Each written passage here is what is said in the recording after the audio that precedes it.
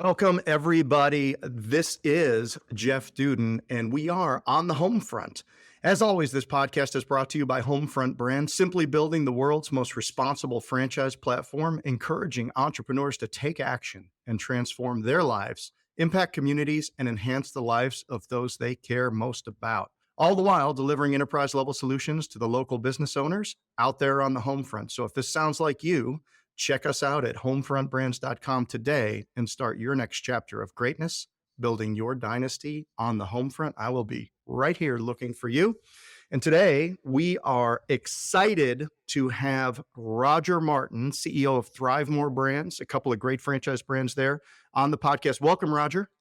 Thank you. Thank you for having me. I appreciate it. Yeah, it's going to be great. I'm so excited about today. We're going to have a good time. Roger is the co-founder and managing member of the industry-leading health and wellness franchises RockBox Fitness and Beem Light Sauna. Prior to RockBox Fitness and Beem Sauna, Roger Martin was the chief operating officer of an industry-leading pharmaceutical development and manufacturing organization. His prior experience includes serving in the role of president of a large topical, semi-solid, whatever that means, and liquid CDMO, as a national sales director and senior vice president. Roger has extensive expertise in pharmaceutical sales management, leadership, sales force deployment, business development, strategic selling, contract negotiations, business-to-business service contracting, licensing, and contracted service marketing. And I will say that Roger is an excellent brand guy and an excellent marketer because I've experienced that firsthand. Roger holds a bachelor's degree in business from the #1 party school in the country, Arizona State University. Is ranked by Sports Illustrated so many times, and earned his master's of business administration from Kennesaw State University. Welcome, Roger Martin. Thank you. Wow, that's a mouthful. That's an absolute mouthful. I'm going to retire now. I think I've done it.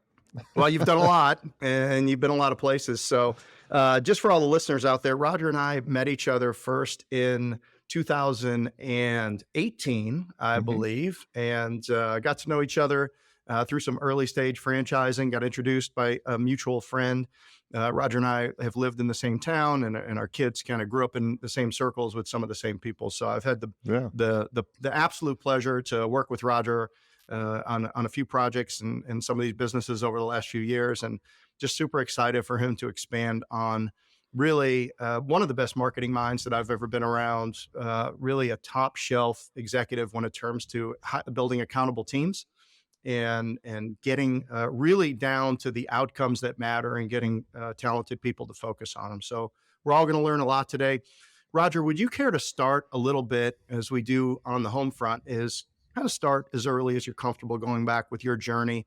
We like to try to inform people and that may be at an inflection point in their life or thinking about entrepreneurship with other people who have made that transition and how it happened for them.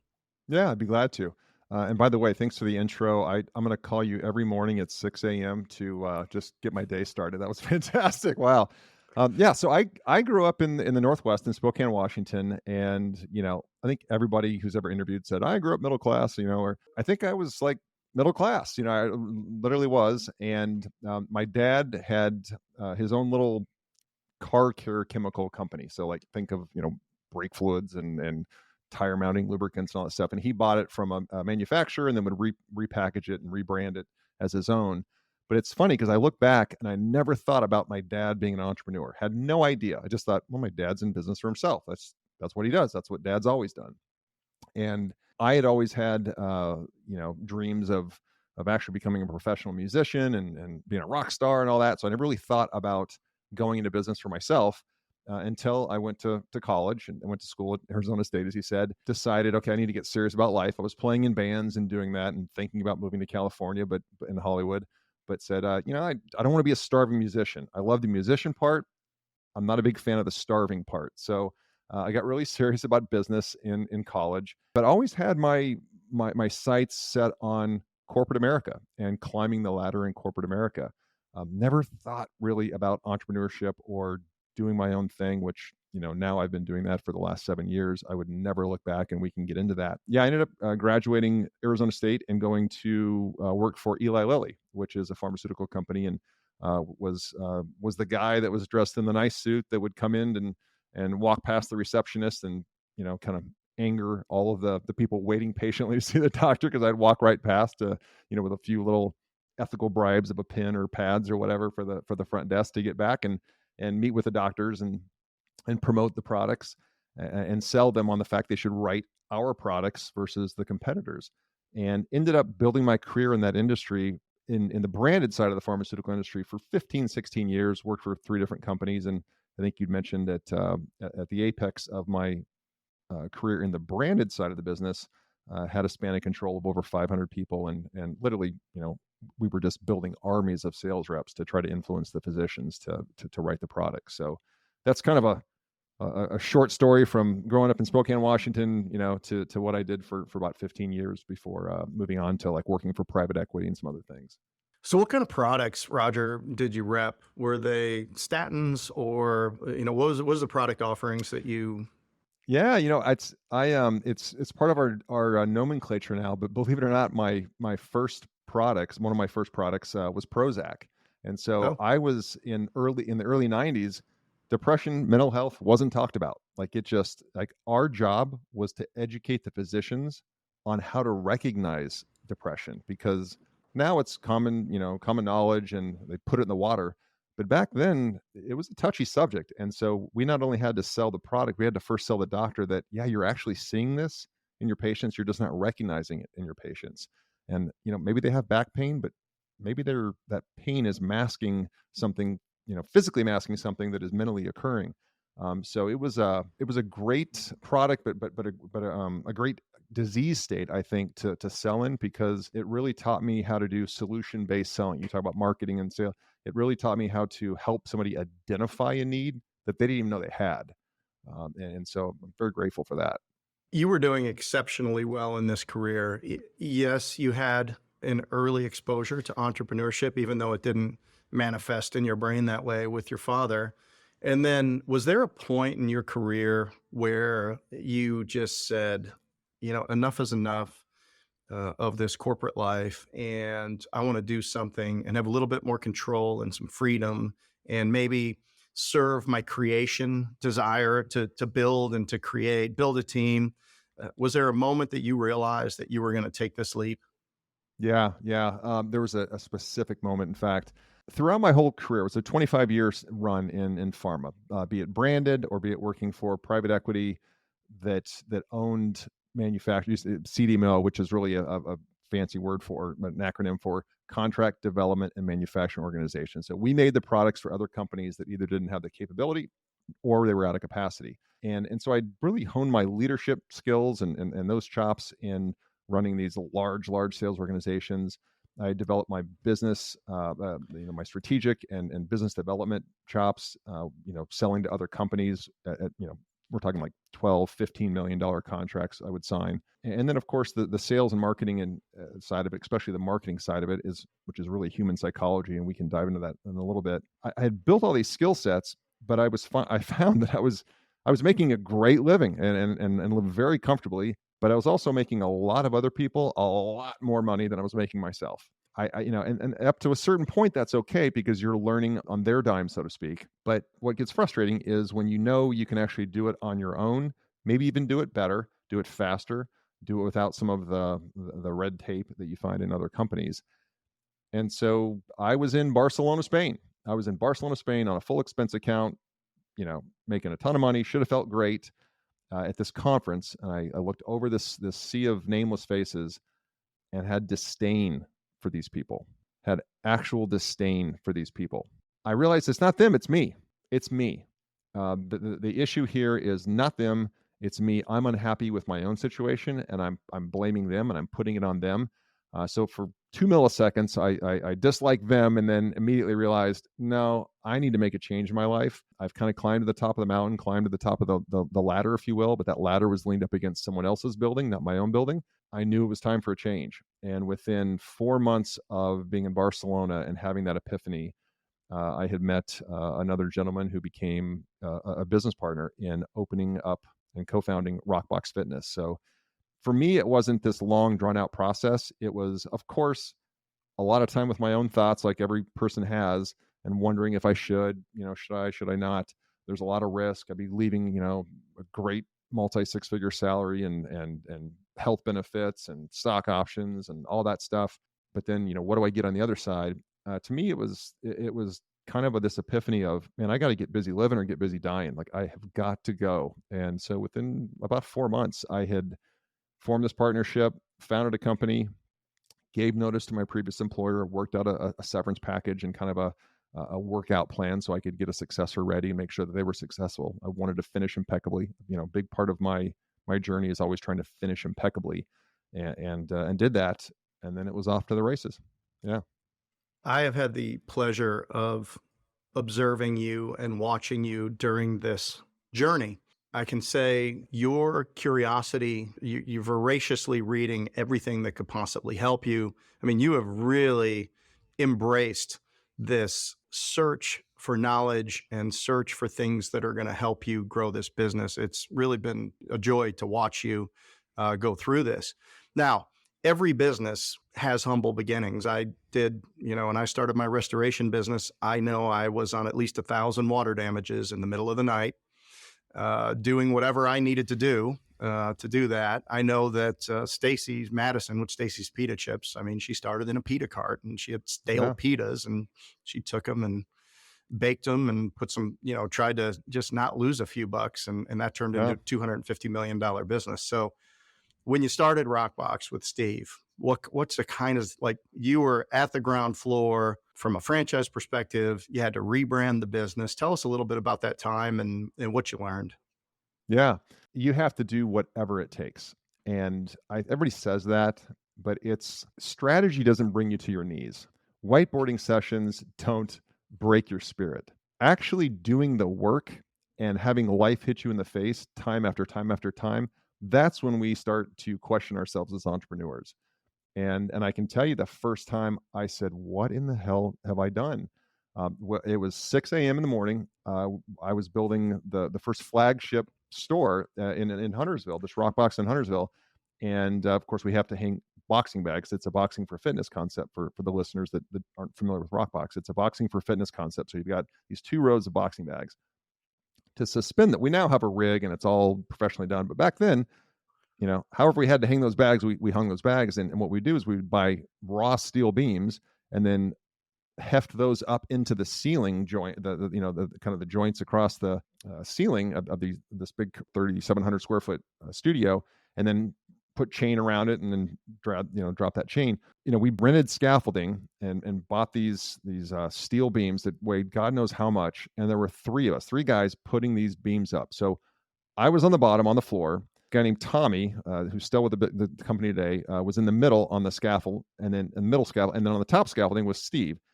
And we are literally shoving these steel beams up into the ceiling to get them up there.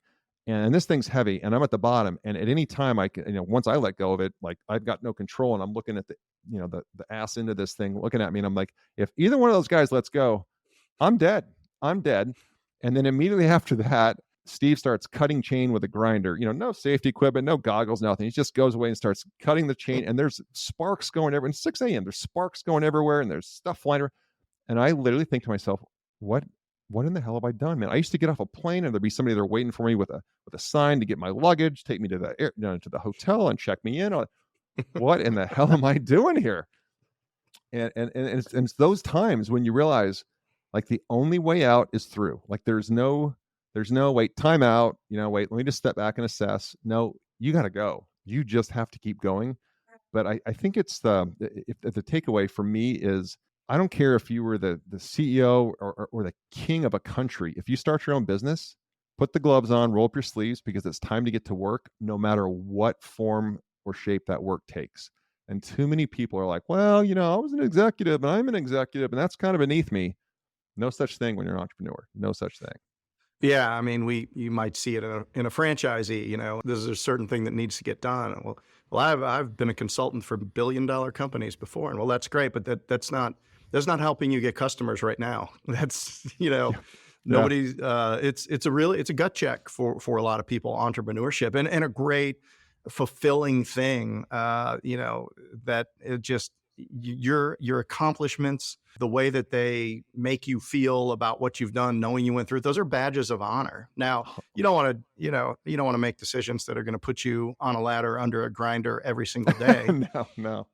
But sometimes things just need to get done. And Yeah. that could be at 6 in the morning. It could be at 4 in the morning. It could be at 11 o'clock at night. Things just need to get done when they need to get done. And the faster that you can, if you can get latency out of the time between a decision and an action, that's one thing I've learned and Yep. relearned here lately in my mid 50s. Okay. Yep.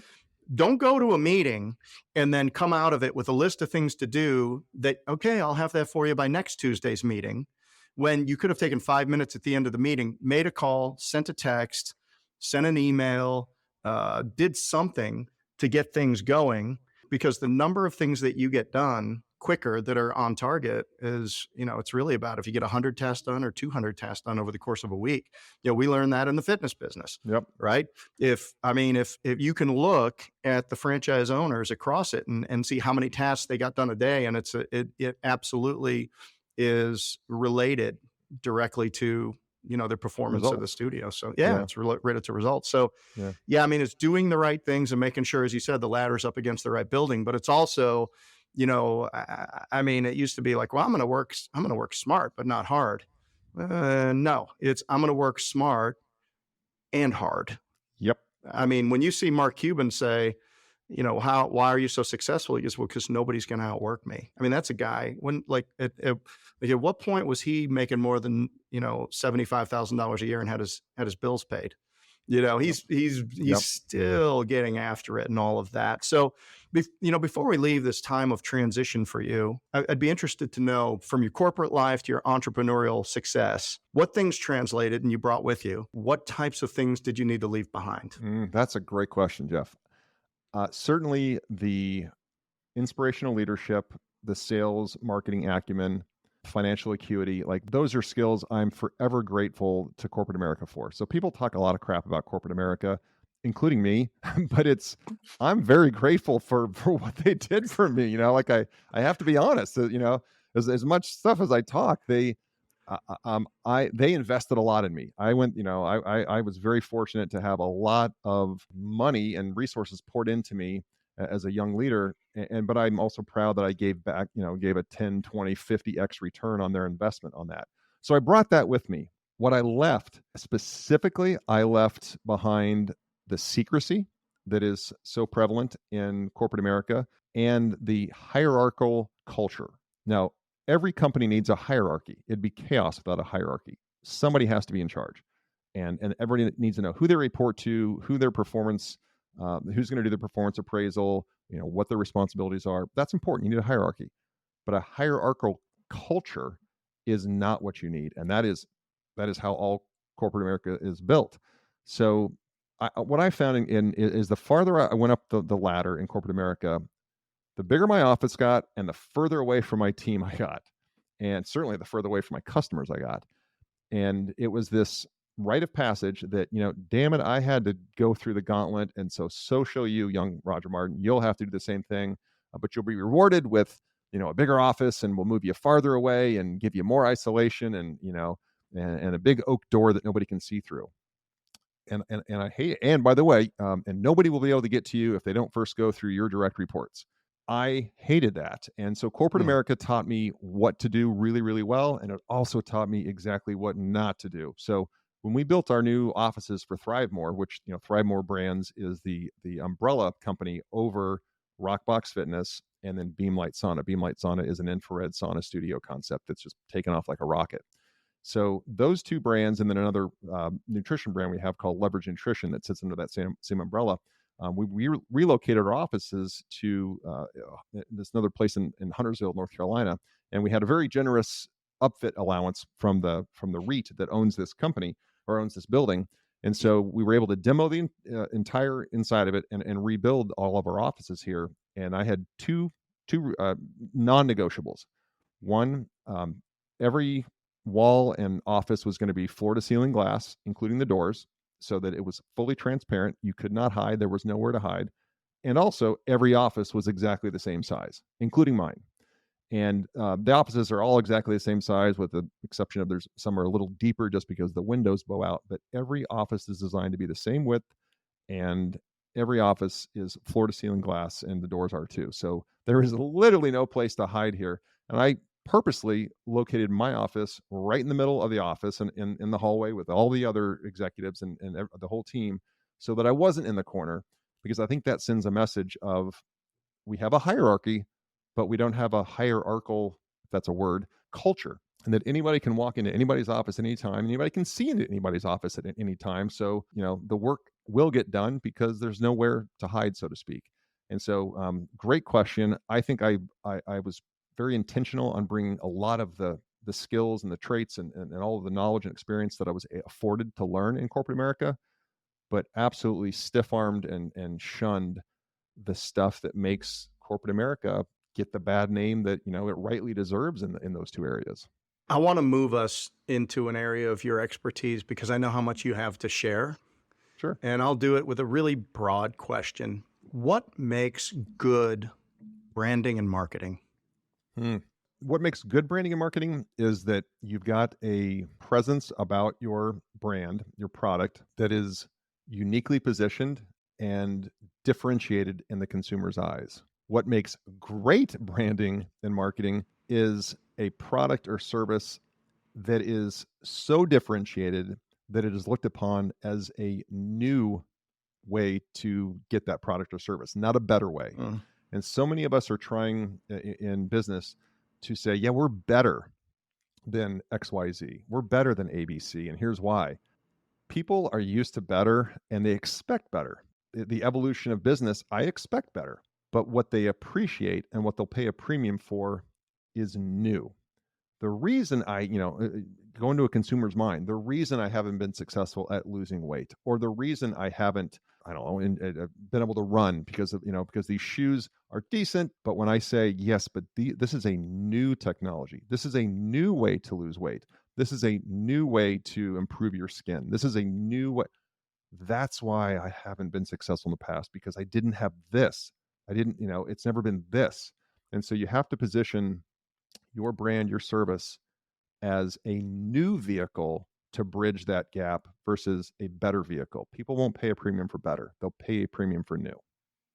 That is a subtle but significant differentiation. And what a great answer that was. Getting down to the tactics now of marketing and lead generation. There's so much in marketing that people get into that I think takes them off the target of the actual outcome. If you look at a franchise platform, and I did this in a meeting on Friday, I had a company-wide meeting for 3 hours, and I really wrote down the 7 outcomes that matter. 5 of them were what the franchisee is going to feel and what they're going to see, and the other 2 were, making sure that we were, profitable and that we had a great net promoter score. So Yeah. it's like, here's, 5 of the 7 are having to do with what the franchisee's getting out of the deal. Yeah. And them, being thankful and happy to be affiliated with the brand and getting good value and those types of things. So how do you keep your marketing teams focused on those few outcomes that really matter? Because anytime you get a new vendor, there's going to be ideas and there's lots of things that you can do, and you can burn a lot of calories and a lot of payroll doing things that aren't directly attributed to the outcomes that matter. Yep. Have you, what do you think about that? Yeah. Great question. So I'm going to quote Gary Vaynerchuk, and I am going to swear. So if you have kids listening, go ahead and just put the earmuffs on. But my favorite saying from him is, ideas are shit, execution is everything. Because everyone's got an idea, me included. It's the execution of those ideas, and in marketing especially, it's failing fast and failing quickly so that you can learn and get better and iterate over and over and over again. Let me just back up one track here. So many people and so many marketing executives confuse marketing with branding. Branding is what Coca-Cola is afforded because they've been around for 100 years, and they just need to remind us that they're there. They need to remind us why we already love their product. Small companies, and I mean any company less than maybe $100 million in revenue, maybe more, maybe $500 million in revenue, really can't afford to brand. They need to market. And market means I am going to identify a pain point that you have, or I'm going to accentuate a pain point that I know you have. And then I'm going to show you that we have a solution to that pain point. And then I'm going to, this is the most important thing, I'm going to ask you to take an action. I'm going to ask you to fill out a lead form, buy a product, schedule a call, whatever it may be. But there's going to be a pain point, a solution, and here's how you get access to that solution, at least the first step in that. That's direct response marketing. That's really marketing in its essence. And so many people confuse that. And so many, especially small business owners, I don't want to advertise. I don't want to spend money on that because, I can't measure it. You're right. You can't measure branding. It's almost impossible to know the effectiveness of your branding unless you're looking at a 10-year horizon. But direct response marketing, you'll know within 10 minutes once you launch those ads, whether they're working or not. And digital marketing has made it's made marketing a marketer's dream because you get instant access. So like infomercials of years past, they were way ahead of the game. Yeah, they were cheesy, but they were way ahead of the game because they would A, B, C, D test so many different promo clips, and they just have a different 1-800 number at the end, so they would know which ad was working depending on which 1-800 number was called.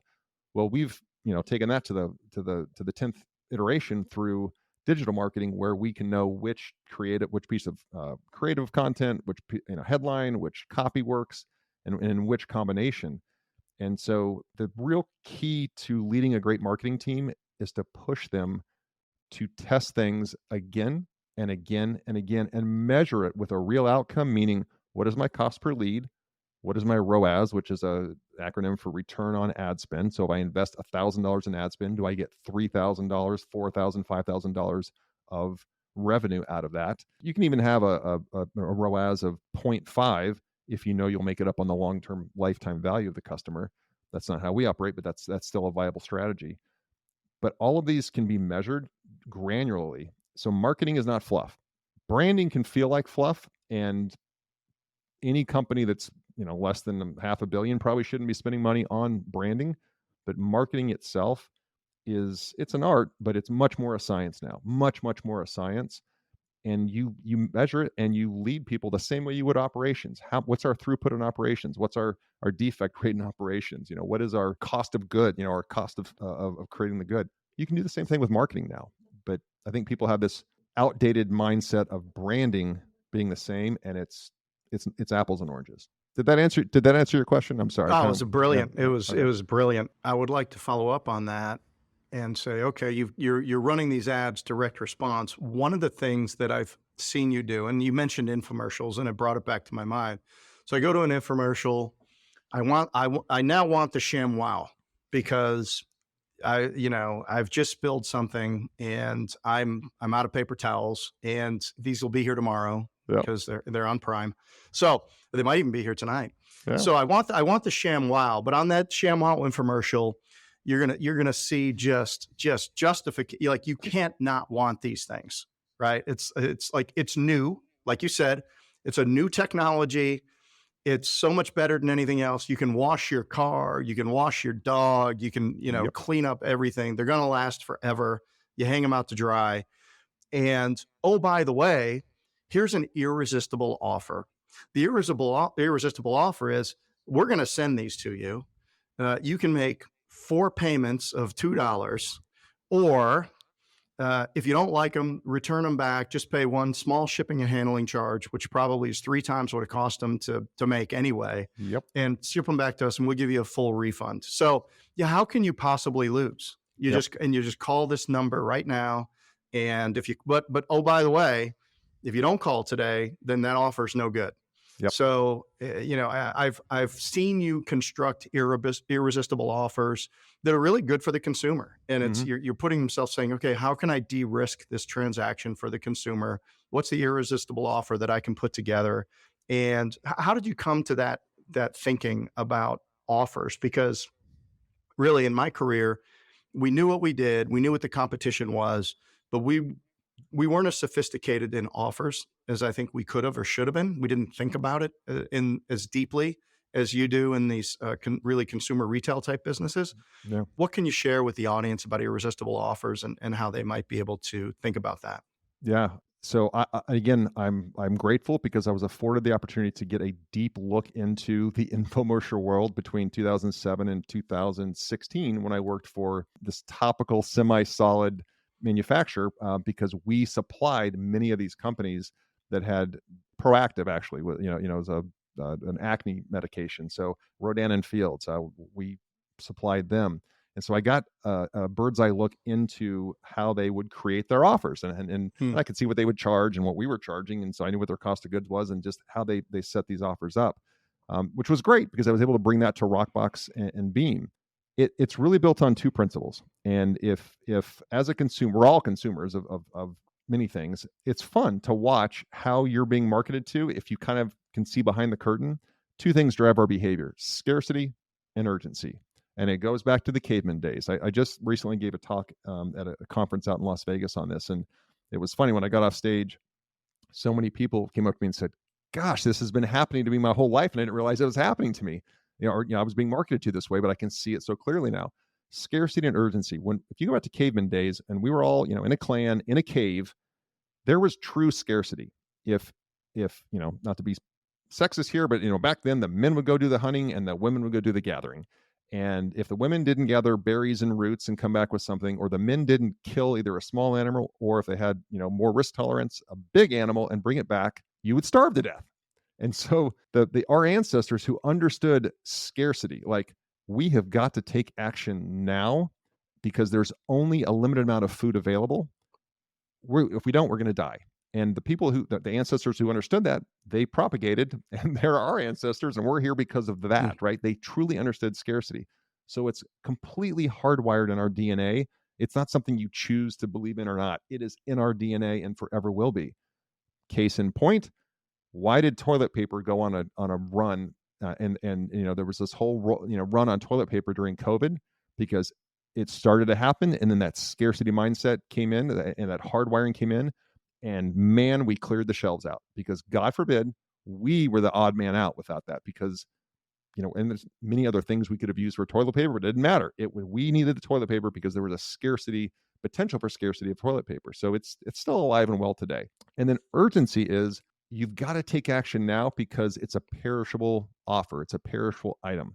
Be it a concert ticket, because once that concert happens, it's over and forever gone. Be it a sale on something. I'm actually in the middle of writing a book right now, and I use as an example, because I'm trying not to use franchising for every example. So I use as an example for urgency, car sales. There's always a car sales event for Toyota, Ford, whatever, on Memorial Day. I mean, just take it to the bank. There's going to be a Memorial Day sale for special deal on that pickup truck that you've had your eye on. But if you don't take action by Monday, that price is gone and it's back to regular prices. So you feel compelled to take action, go to the lot, and take advantage of that special deal.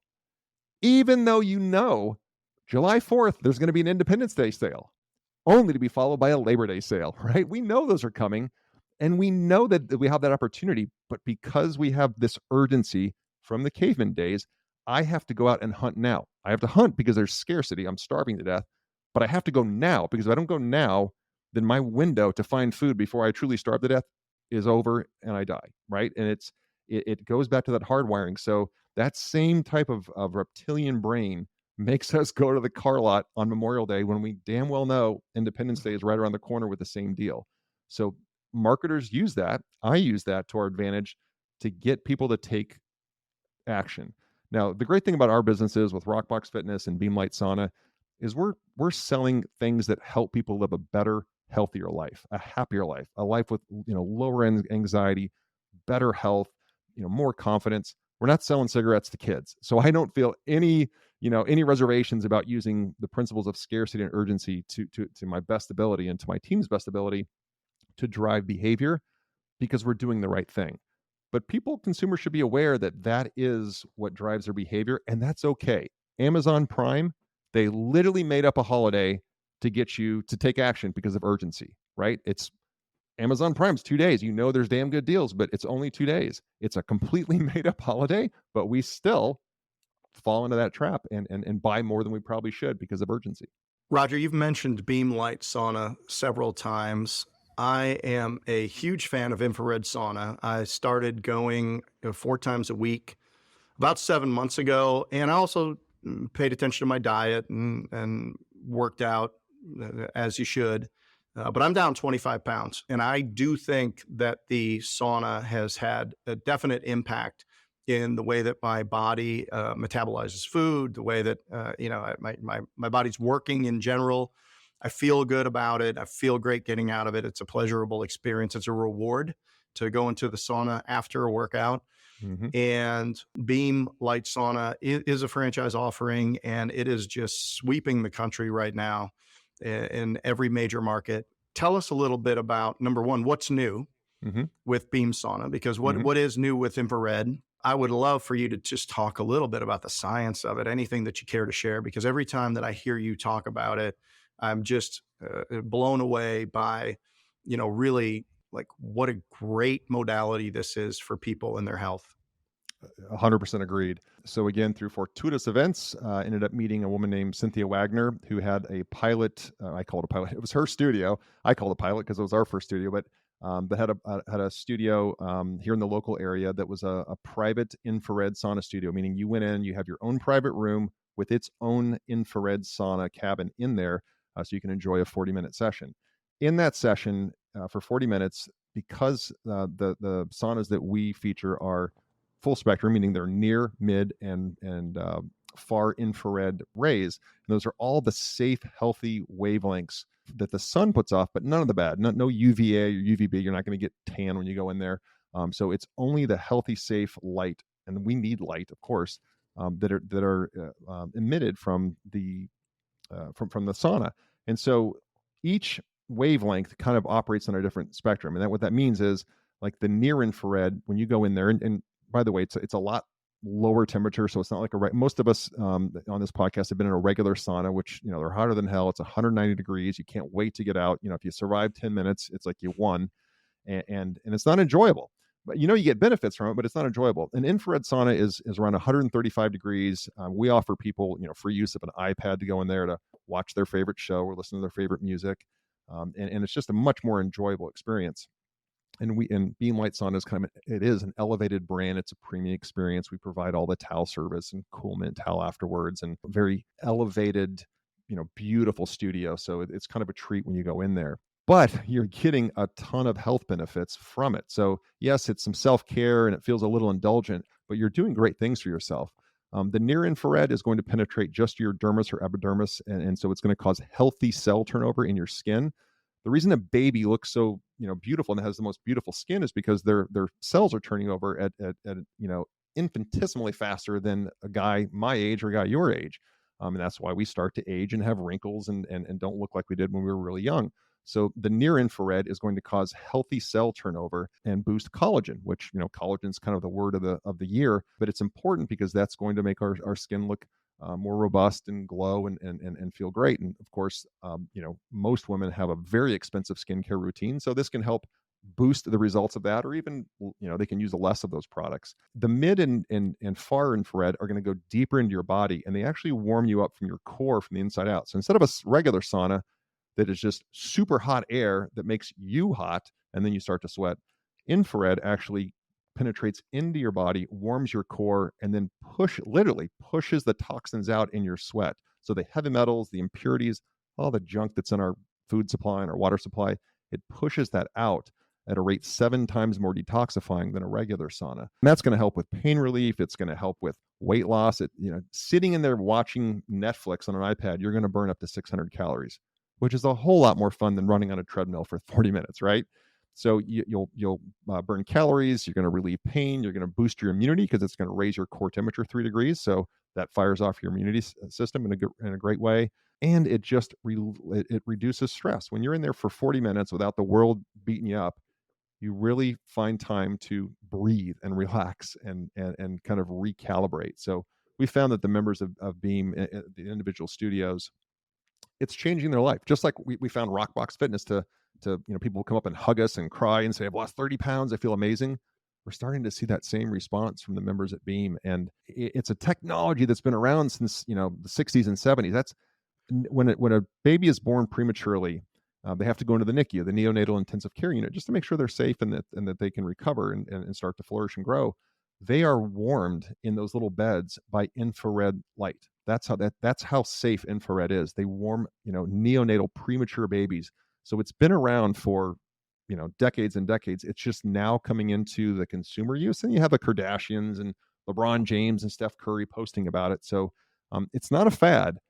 It's an absolute movement that will be a permanent movement as an additional way to augment your health. My body has become accustomed and trained so that when I get into the sauna, within 3 minutes, I am letting loose I'm creating a small reservoir on the floor of the sauna. Sure. And of course, it's all properly cleaned and, sprayed down, proper dwell time, everything's cleaned down. But and then really after 20 minutes or 30 minutes or so, I feel like I'm tapped out a little bit. Yeah. So it doesn't have to take 45 minutes to do. I sometimes I'll stay in there the full 40 or 45 just because I want to finish and I have high goal orientation and I'm like, I'm going to get 38 minutes in the, under the lights or whatever. But truth be known, I mean, I've accomplished what I needed to accomplish in that probably first 20 or 25 minutes. I know that it's made a positive impact in mentally and physically. And it's really been an important part of my health regimen. So congratulations to you on really having the vision. And you talked about an elevated experience. So you walk into a beam, and I know that we've been in all different flavors of these types of studios because there's a couple other ones out there. Beam, head and shoulders, it's not even close. The customer experience is so much higher than anything else that I've been in terms of these these types of studios. What kinds of things have you done when you walk into a beam that people might notice? Yeah. And I have to give 100% credit to Cynthia, the original founder of Beam. It was called something different back then, but I have to give her 100% credit because of her aesthetic eye and just the way she comes from kind of the high-end salon, again, elevated experience type retail environment. And when you walk in, think clean, white, Apple store. We shunned the dark waterfall, spa where it's just kind of that weird vibe. This is very modern, very accommodating. And when you come in, it is absolutely, I don't want to say sterile because that sounds cold, but it's clean and simple to the point of being almost austere so that when you come in, everything has been perfectly sanitized, perfectly clean, because we want to set the customer, the member's mind at ease to know that we've got it. Like, we've got you. Just show up. We'll take care of the rest. And, I know I get really passionate when I talk about Beam, when I talk about RockBox, but if we just juxtapose that against the beginning of this conversation, remember, I built 25 years in a career where I was, in one way or another, selling pills that treated people, but never cured them. You never wanted to cure them because then they wouldn't buy the medicine anymore. And, as I pivoted in life in my mid 40s into entrepreneurship, there's two lessons. One, you're never too old. You are never too old. And you talk about me, continual learning. I'm learning at a faster rate at 53 years of age than I definitely did in my 20s or 30s or 40s. Don't ever let anybody, whoever's listening, don't let anybody talk you out of making a massive pivot in your life at any age, because you will find that wealth is built in the latter parts of your life. Learning accelerates in the latter parts of your life. And honestly, the joy in your life will accelerate as you embrace this, because you have wisdom, right? You have wisdom, and it allows you to enjoy it. But, I built my career selling pills that treated people but never cured them. And so now I've pivoted into preventative care, health and fitness, boxing for fitness with RockBox, preventative care with self-care with sauna, infrared sauna. And, a man who is healthy has 1,000 wishes. I want this. I want that. I want to achieve this. I want to do that. The man without his health has one wish. One wish. And if so many more people can start to get on the bandwagon of, I need to take care of myself now, not when I get sick. Invest in your health now, invest a little bit in your health now, or spend a whole lot on it, later when you're sick. Yeah. So well said. Let's double click on one thing, on the marketing and branding, and really your leadership and Cynthia's leadership in that way. It was interesting. it had come up and said, what is the word in this marketplace that we want to own? Mm, Is it sweaty or is it perspiration or what, whatever, all of that. And it was clear that the word was light. If you think about it, man, everything inside of the Beam Light Sauna has to do with light. When you wake up in the morning and you go outside and the sun's coming up, you're basking in the light. When you want to hmm feel, if you're a dog, you want to feel Yeah. good, you go lay in the light. And Yep. and so that warmth and that light, I think that was a brilliant piece of brand positioning and has proven to be a really good differentiator, something that's new and exciting. And I just wanted to compliment you for that. Any comments on that? Yeah. Thank you. If you're trying to be everything to everybody, you're nothing to nobody, right? So you have to pick the corner of the world that you're going to own. And you're right. So many other brands talk about sweating and just perspiration, which is kind of nasty. Yeah. Light is pure, and we're going to go beyond. We already have gone beyond just the infrared sauna into dedicated red light therapy rooms.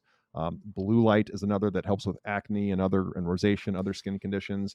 And we're getting into these other light modalities. So we wanted to own light. We want to own Mm. everything around light, and going beyond that. Come hell or high water, we will turn beam into a verb, meaning, when a woman's going to go to the sauna, she's not going to tell her husband or her friend, hey, I'm going to go sauna. She's going to say, I'm going to go beam. And once you turn your brand name, your company name, into a verb, you've won. We don't search things, we Google it, right? We don't make a copy, we Xerox something. And when your brand name becomes a verb, the competitive moat is so wide and so deep that you can focus on building many other things, and beam will be the verb people use when they refer to infrared sauna. That is so brilliant. And in my household, my wife and I are both members, and we will say that we are going beaming. There you go. And so There you you got go. it. It starts with a movement, right? Yep. Somebody has Love to it. start the movement. Love it. That's great, Roger. You